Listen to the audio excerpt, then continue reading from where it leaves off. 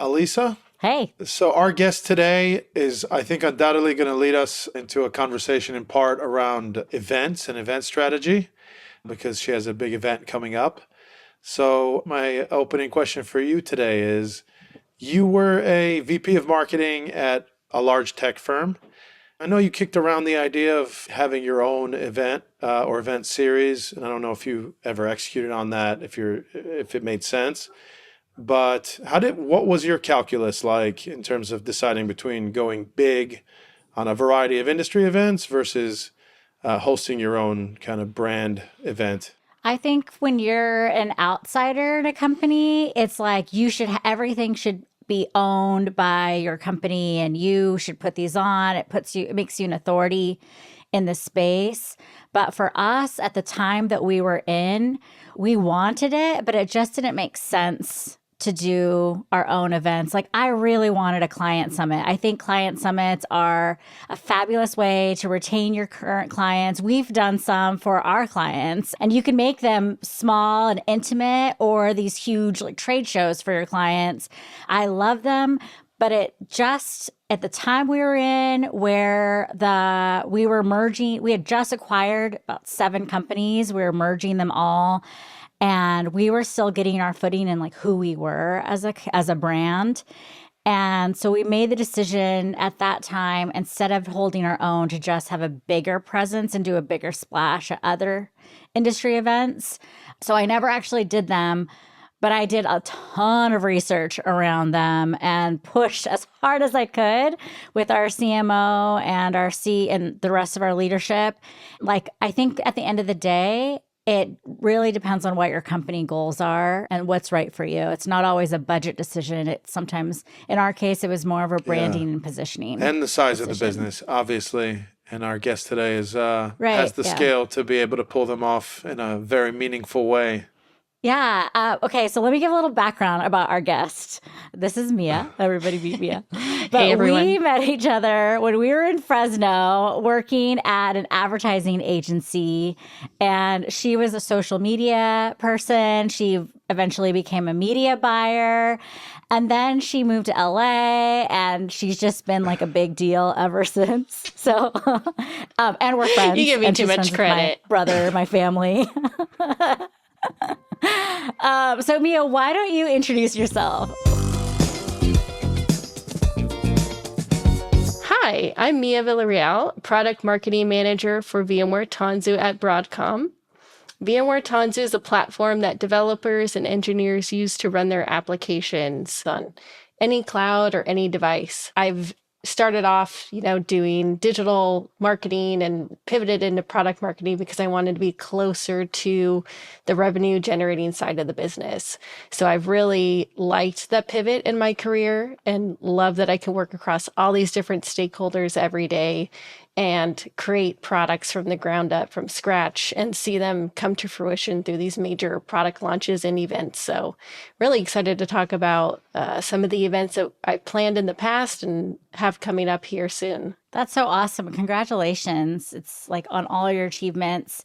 I'm curious to know what your day-to-day is. Like, what does it mean to be a product marketing manager? Yeah, it is definitely something that is continuing to evolve like as I progress in my career, and is different at every organization. I'm finding in our current org, we're really like at the center of every single product launch. We're pretty much like the liaison between product managers who actually like own the product roadmap, decide on the features that make it into each product release and things like that.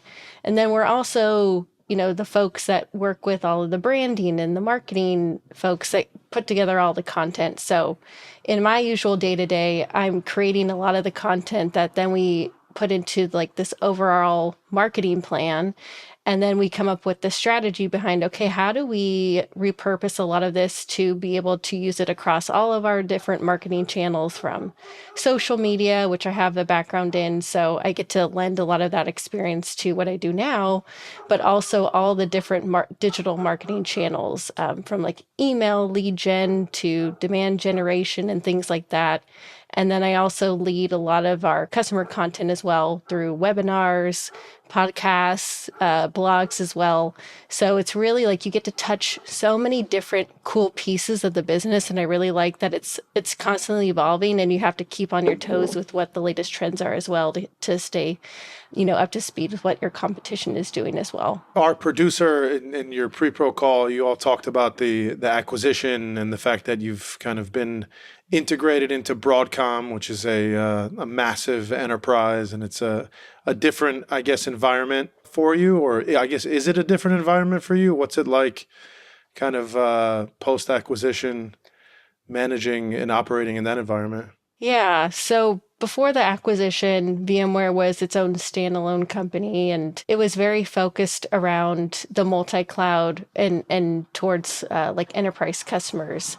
Now that we're under the Broadcom company, the goals have shifted a little bit to now be more inclusive of, okay, we have Broadcom as this overall chip manufacturer and maker. How do we leverage some of that customer base to now share what that means from like a software perspective? Now you can leverage like the installed customer base to talk about like VMware Tanzu and how you can take those applications and merge them and migrate them over to like this new modern app platform. So Broadcom really didn't have like a software piece of the business. So with the acquisition, we were kind of the ones that came in and said, hey, this is like all the cool new shiny stuff that you're now able to do as this like overall encompassing umbrella, because now we're along the lines of Symantec, CA Technologies, and the other companies that are now under Broadcom. So we're now the software piece of the business, I like to think of it as. You at Tanzu, you're effectively a line of business within VMware, which is now the SaaS arm broadly of Broadcom. There are, I take it, a bunch of other lines of business within VMware similar to Tanzu in different verticals and in different areas? Yes, that's correct. There's VMware Cloud Foundation, which is one of our tentpole products and solutions. vSphere is a big one of those. That was what was one of like our core products back in the day when VMware was launched 20 years ago now. So it's been around for a while now, and now they're on version 10. So it's really cool to see how much innovation has happened across all those years. We also have a digital workspace product. So this is like if you were using, a laptop and you needed to onboard new employees and they were all remote, our digital workspace solutions are able to do that really easily and seamlessly. So that was huge when we were going through the pandemic, and a lot of folks couldn't even get laptops shipped to them. So VMware Horizon was one of the products that made like a digital virtual workspace on your own personal laptop. So it's the same thing that goes for if you need to use one of those apps on your phone to do like double verification to make sure you're not a hacker trying to get into, your laptop. You got to do the double verification. So a lot of those products are also under VMware as well. So you have this event coming up, VMware Explore in November in Barcelona. What's happening over there to plan it out? It's very busy right now. It really, like the planning really starts, I'd say, in May or June, when we're like, okay, it's time to get ramped up. And we call it, the busy period of the year. So we have two events that happen within VMware. We have VMware Explore Vegas, which used to be called VMworld for years. And then 2 years ago, they rebranded it to be VMware Explore. So this is a 4-day event happening in Vegas. We have another one focused on EMEA customers and attendees in the European region happening in November 4th through the 7th. And that's also very similar content, but we use the first one in Vegas as as really like the big launch. And then Barcelona is like, hey, here's all the other cool and innovative product releases that we could talk about now. So really the event's focused on more of like an industry-wide event towards IT professionals, administrators, and then engineers and developers as well. So like all of the content is focused around what those folks care about the most.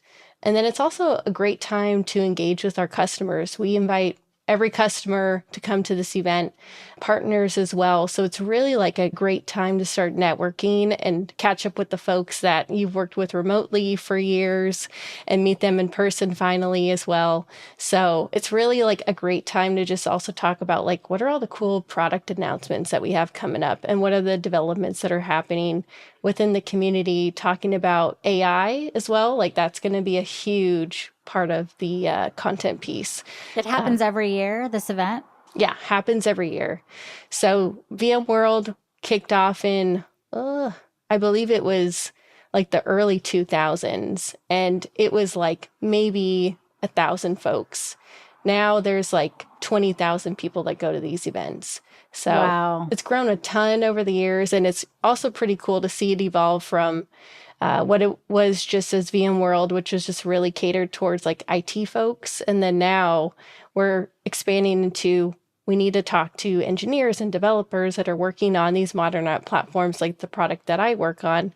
So that's the reason for that rebrand into VMware Explore. I see. Trying to be more inclusive of these different target audiences. How much of your day-to-day these days is dedicated to these events? I'd say right now it's 90%. Whoa. 90% of my day is just what is the product roadmap going to look like leading up to this event? What are going to be the release items that we could talk about in these breakout sessions? We're also going to be having most of the folks on my team go as panelists and speakers to talk about all these cool pieces of content that we're putting together and helping them prep by putting together slide decks, putting together ways that they can be a great presenter, like all of the soft skills too, in order to be able to talk to customers very easily. We're also setting up like a white glove experience for all of our customers that are attending in person as well. So like our huge customers that have renewed with us year after year, we're setting up like custom workshops with them, which is like you were saying, Alisa, like a really great experience where you can just have like that one-on-one interaction, really like drill down into the major pain points that our customers are having, and then also understand like what is their feedback on our product roadmap, which is like super key to being able to keep innovating on our product. Did you go online during COVID? Like what was the experience during COVID with these events? Yeah, that's a great question. So for years it was in person. When COVID happened, they had to pivot and completely do it online.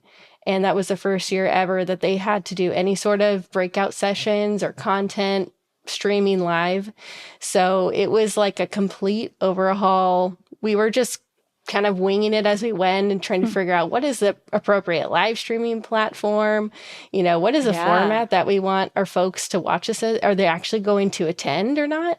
And we found that maybe it was because it was during such a tumultuous time across the world that folks just wanted to connect. They just wanted to have a place where they could talk to their friends that they've known for years, that have been going to these types of events in one single space. And so we were able to successfully do a 100% live stream in 2020 and 2021. Wow, that's incredible. Yeah. It's a lot of work. Yeah, and it is a lot of work. And they had 100,000 people logging in throughout 3 days that we hosted the event. So everything pivoted to doing like a complete live stream, like the actual format that we used, like the live stream partner was amazing. Like nothing broke at all throughout the whole process. So, and then it also helped lend a lot of the feedback to now how we keep everything on demand. So before you had to go in person to understand what was happening in these sessions. And now we're able to record these sessions live at the event and then host them on demand afterwards, which is like a great marketing tool as well to just keep repurposing a lot of this content and make sure like the reach goes further than it used to in the past. Do you charge for the on demand? We don't. So we actually allow folks to register after the event and be able to go onto our website and access the content for free. Now it's posted after the event because we want to make it exclusive to the attendees that do pay for the ticket to go to the event. There's like early bird pricing as well to help incentivize more registrants that way. But we want to make it more inclusive and more accessible to the folks that couldn't attend, especially with all the budget restrictions that have popped up lately across the tech industry. So we found that it's been more consumable that way by making it ungated. So the SaaS industry in general, you talk about budget restrictions, it's changed the picture dramatically. I guess more all hands on deck in terms of getting attendees this year and kind of getting the word out this year as compared to years past? Yeah. I'm in talking with like other colleagues too about budgets and, are you experiencing like T&E pullback too? It's just happening across the board. Like tech companies are pulling back on spend that they don't feel is necessary, especially with so many events being virtual now. They're trying to find ways to get their employees to attend things virtually, finding ways to like learn remotely. And it's harder to justify going in person to an event. So we've tried to help mitigate some of that pushback by creating really valuable content that we vetted and know is relevant to the attendees that are, interested in coming to our event. We've also done like early bird pricing. So if you register early, you get like 10-20% off your ticket. Sure. And there's ways that companies are finding that they can send folks at a mass level. So if you have like 10 or more folks interested in going, you can get a discount that way too. So we found that registrants has been more positive that way by offering those incentives earlier in the onset, and then continuing to like socialize that across social media too has been like super key for us to getting the word out faster. I went to an event with 40,000 women last year, and it was just so powerful to be with people, just to be there, like showing up with all these people who have the same interests as you. And then you're learning something new too about that's going to help you in your career and in your work and the products that you're using every day. Like it's awesome that you can have that experience online, but you can't beat that energy when you're in person. Yeah, especially for brand and for, building community. Are you all doing anything between these annual events? Are you doing are you expanding the Explore brand into pop-up events or kind of like semi-regular, smaller events around the world and stuff like that? I agree 100%. Like the in-person community piece is so key. And VMware is kind of known for having like a lot of diehard fans. We have a few different community groups that we have set up over the years. One is called the V Expert community, and it's kind of cool. Like we put V in front of everything. It's like lowercase v, and then you add like the whatever down the word is. Yeah. So that's like our cool little branding. So yeah, a lot of the folks that are V experts, we have like smaller meetups that are in person across different cities because our company's also remote friendly for the most part. That's changed a little bit under Broadcom, sending some more folks into the office, but for the most part, folks are also dispersed around the world. So for the folks that are, in different cities, they've set up different meetups. They also have online virtual calls as well. So it's like a way to interact with each other throughout the year, also catch up with like their buddies. We have the code community as well, which is for the developer focus. So those folks are in weekly and monthly calls as well, virtually. So that's another way that we've tried to keep the spirit alive. And then those folks also are great advocates towards getting more attendees towards VMware Explore. So they love to write blogs on their own. We use a lot of that user-generated content to then repurpose into hey, here's another reason that you should attend VMware Explore. So it's been really effective to nurture those different communities because it ends up paying dividends when you don't have all the budget in the world to pay for content that way.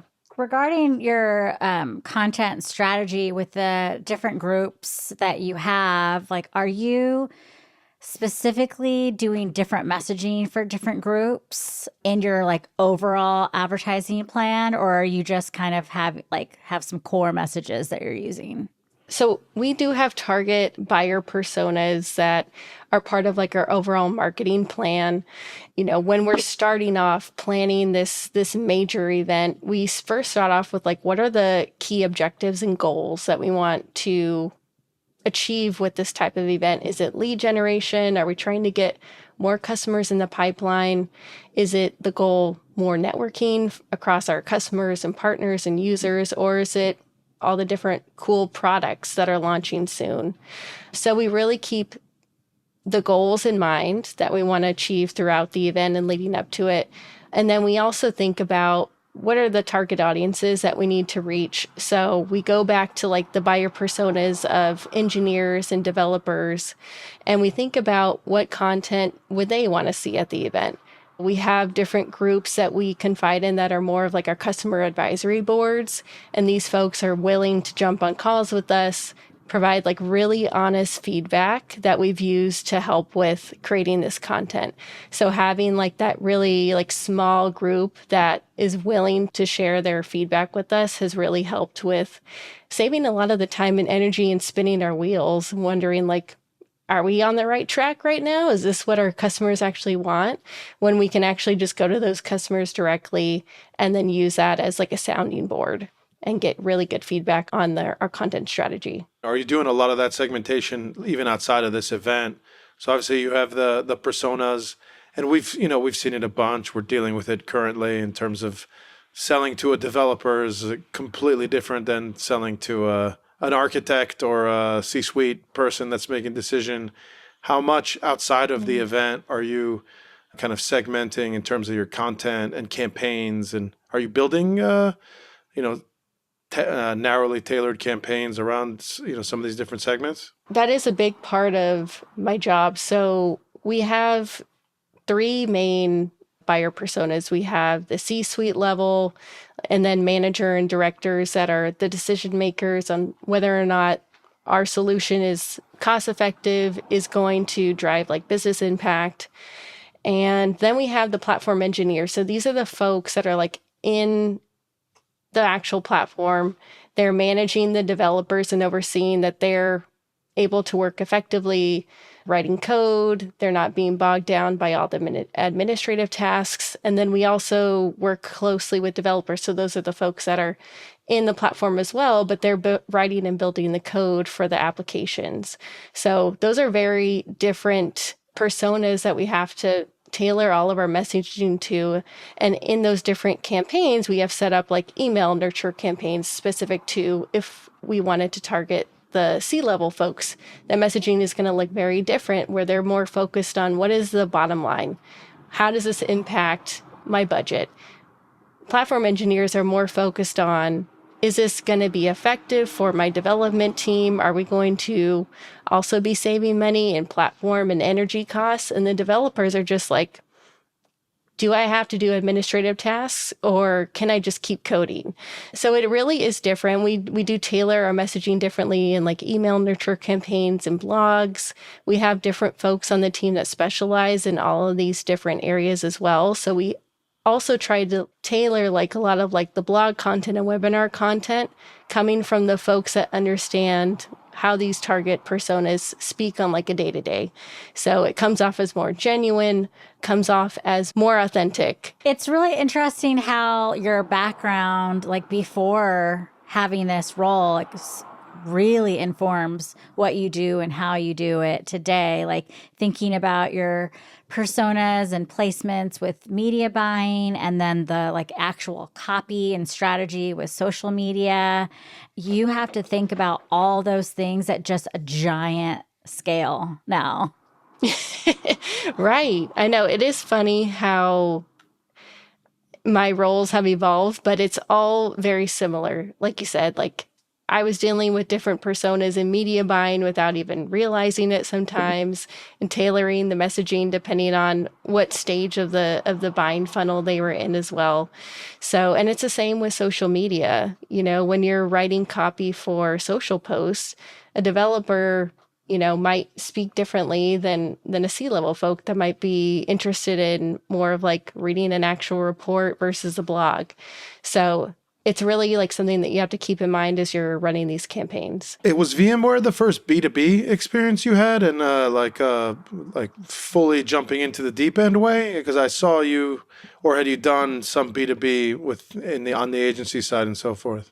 Yes, VMware was the first role that I had jumping in like the world of tech and the world of B2B. Before that, I was working with Alisa at an agency in Fresno, and I was doing media planning and buying, as well as like some social media strategy for smaller to like mid-sized businesses. And then I also worked at an agency based here in LA called Horizon, and I was focused on B2C media strategy and brand planning.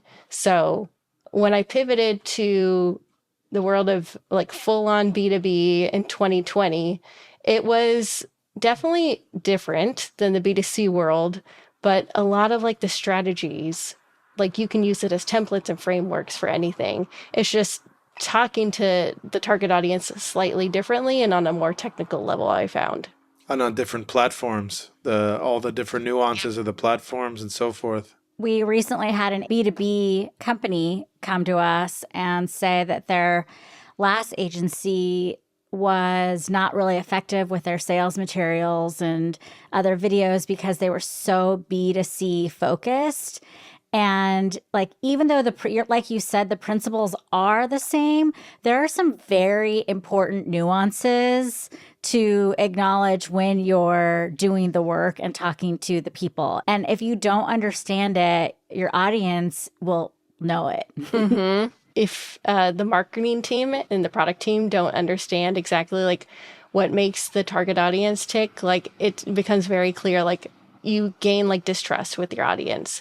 So you have to know your product inside and out.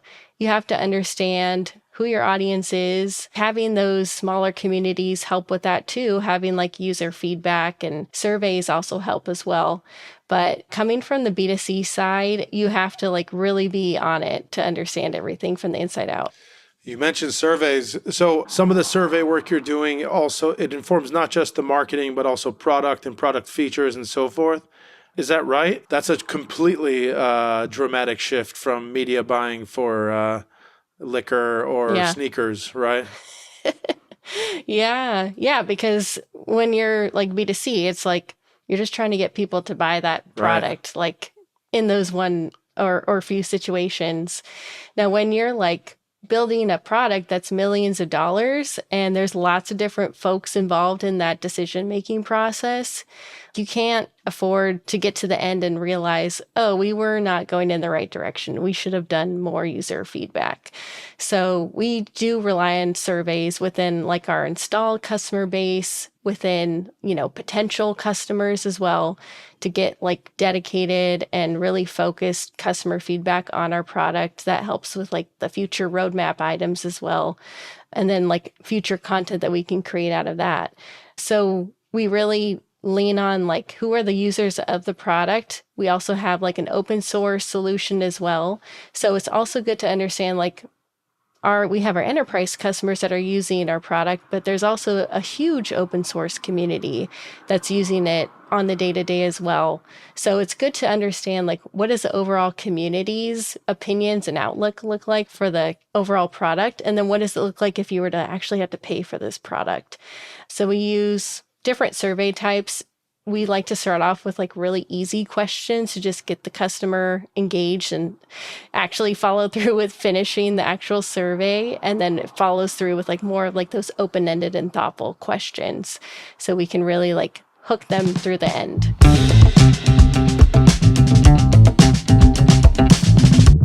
What kind of stuff are you doing for community building and kind of developing outside of the conference and so forth? Are you doing like public Slack channels or, other tools? Mm-hmm. to engage and kind of connect people? Yeah, we rely on Slack communities as like a great place because like a lot of our audience is already on there. Like developers love using Slack, so do engineers. So we started like a public Slack channel and we've invited all of our customers to join. We post like regular new content in there. We also do like custom polls and things like that too. Like, hey, like this is another way that we can get like that user feedback without doing like a full on like survey link. And that's been a really great place to just like get quick feedback that we can then feed back into like our sales leads as well. And then sales teams that are also like working on these types of problems like day in and day out with our install based customers.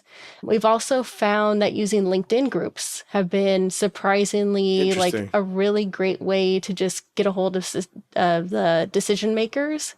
So developers are more so on Slack, but we've started doing a LinkedIn groups where we're inviting like our dedicated customers to join. We do surveys in there as well. We also post blogs and webinars that are coming up and we invite them to those as well. So that's also been a really great way that we've been able to like get them to join some of our webinars and podcasts as guests because they're seeing like, oh, wow, they're doing a lot and they're engaging in these groups because they're already on LinkedIn checking, their own personal accounts. So that's been another surprising, great and free tool that we've been able to leverage a lot.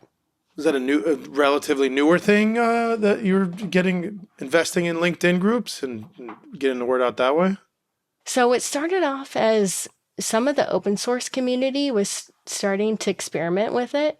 And then we decided like, hey, we can just post in here directly and tailor it as like, we have these product updates, but keep it like very high level and not make it sound like it's a marketing message getting pushed because there's like that fine line between like, we don't want to come off as too salesy, but we also want to share like, these are all the cool things that we're doing. So we've been able to also join like open source groups and join them from like the perspective of like, hey, we're a user of this product as well, but we're also like, we work at the company too. So there's been like a way that we can experiment with interacting with different users to also like get more folks to be interested in the product that may not also be current customers. But then we also notice that some of the customers that are like part of like those smaller groups are also part of that. So we've been able to kind of extend our reach that way as well. We get like really obsessed with types of content to produce to like reach different audiences, and we think about what each persona is looking for, and then also like you said earlier, what's trending, what works. I was like looking up LinkedIn, they were saying like last year carousel posts were the thing, but this year it's like short form video. What are the ways that you're like, what are the different types of content that you're having fun like exploring? I love that question because, yeah, it feels like as soon as you get the hang of like, okay, we're creating like all these videos, it's like, never mind. Yeah. Pivot to audio Right. only. It's like, So some of the things that we've been experimenting with, honestly, like podcasts. Podcasts have been huge with like our audience because you can make it as long as you want or you can make it as short as you want. You also get the option of doing video or audio only. So you're reaching folks that are on different platforms. We've been able to like leverage it across social media as well, making like a long 1 hour podcast into like 5 or 6 different shorter clips. Yeah, I've been seeing a lot of like 10-minute clips of podcasts. Have you guys played with that at all? We haven't gone to the 10-minute mark, but what we are doing is we're using like those clips in like blogs as embedded pieces of content. So we know like people are skimming blogs for the most part, but if they see like an image or a video, they're going to click on that most likely and start listening to at least the first parts of it. Like, for example, if we had a podcast that was recorded by one of our technical marketing managers, we'll then write a blog about what we talked about in the podcast to help with like our SEO efforts as well, post it on our website. And then we have a blog created out of a podcast. We can use the snippets to embed them within that blog too. So when you're strapped for budget and when you're not able to use like demand generation campaigns, that's like another great way that you could do something organically. Yeah, I think we're going to do that with ours. Like, we just started this podcast and we haven't, we want to use this as our own test. We have clients that we're doing podcasting for, but, when it's your own, you can play. And if something fails, it fails, where it's not like, it's not a big deal. But the snippets and blogs, I think, is going to be our next thing. So, I mean, we're at a different scale than you are. No. 7 full-time people? That's about what you have, right? Yeah, I think that's a great way to start. And it's not a huge lift either. So we found that our SEO has actually increased by like a ton when we start doing that. And it's also a way that you can get like customer references that way, especially in our industry. It's especially hard to get like financial service customers or like those highly regulated industries to agree to do case studies or to say like, yeah, we're going to give you a public quote that you can put into this blog or case study. But if you get them to join a podcast and talk about your product, there's like loopholes and ways that you can get quotes out of it that way. So there's creative ways that you can, repurpose some of that content. What are you in terms of customer, like customer stories and so forth? Are you doing typical kind of customer like featurettes, videos and so forth, or anything creative on that front? Yeah. So coming up at Explore, we have about 10 customers so far that are going to be attending. And these customers are going to be presenting at breakout sessions. They're going to be attending workshops. They're going to be talking about like real world use cases of how our product has helped like impact the bottom line of their business. So it's been really impactful to see really how it's like working in the day-to-day. One of our customers is a huge credit card brand. I can't say their name publicly, but pretty much all their apps run on our platform. And if a credit card swipe doesn't go through, it would mean like one of their apps is down. So in order for their product to like work day in and day out and like process billings of transactions, like our app platform has to work. So they've had like 0 downtime in 2 years. It's been amazing. And also to see like, wow, this is like super powerful, on a mega scale. So we're working on ways that we could talk about like real world use cases at Explore. We're diving into creating case studies with these customers. So we have customers that are like in the financial services industry, a ton of those. We have a lot of customers in transportation and travel, a lot of airlines, also like consumer goods, like Dick's Sporting Goods is one of our customers.